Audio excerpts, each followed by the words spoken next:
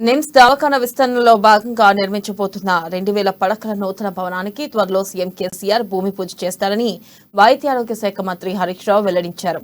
ఈ మేరకు త్వరలో అన్ని ఏర్పాట్లు చేయాలని, అవసరమైన అన్ని విభాగాల అనుమతులు పూర్తి చేయాలని అధికారులను ఆదేశించారు.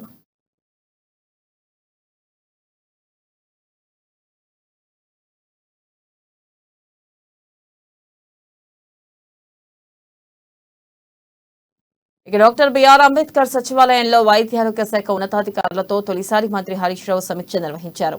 నూతన భవనంలో ఓపీ, ఐపీ ఎమర్జెన్సీ సేవలకు ప్రత్యేకంగా బ్లాకులు ఉంటాయన్నారు. భవనం మొత్తం 8 అంతస్తులుగా ఉంటుందని చెప్పారు. ప్రస్తుతం నిమ్స్ లో 1500 పడకలు ఉన్నాయని, నూతన భవనం పూర్తయితే పడకల సంఖ్య 3500కు చేరుతుందన్నారు.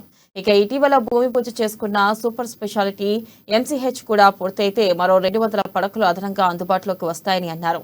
తద్వారా ఒక నిమ్స్ లోనే 3700 పడకలు ఉంటాయని చెప్పారు. నిమ్స్ ఎంసీహెచ్ పనులు వేగవంతం చేయాలన్నారు.